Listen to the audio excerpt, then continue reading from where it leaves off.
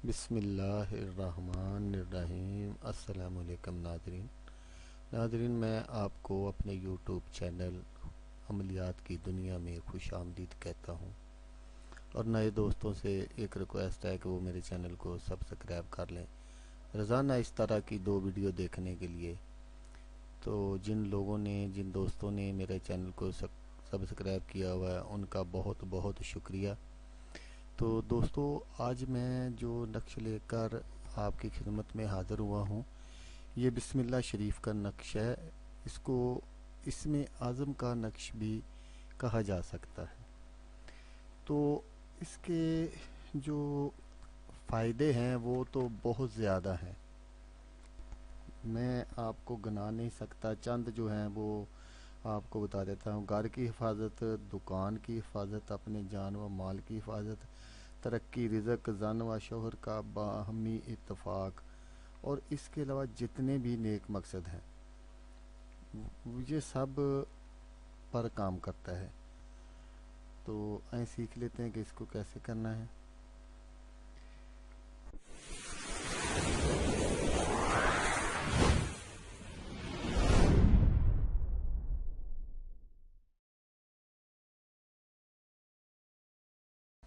اس نقش کو دینی و دنیاوی ہر مقصد کے لیے لکھ کر استعمال میں لایا جا سکتا ہے، اور اس سے ہر نیک کام کو ممکن بنایا جا سکتا ہے۔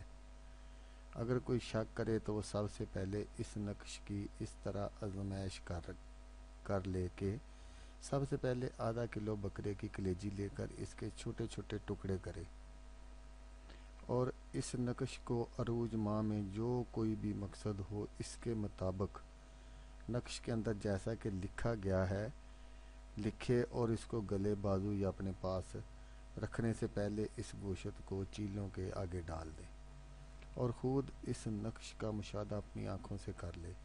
نقش کو لکھنے میں زعفران کا استعمال کیا جائے گا۔ ویسے پہلے میں آپ کو بتا چکا ہوں، پھر بھی بتا دیتا ہوں۔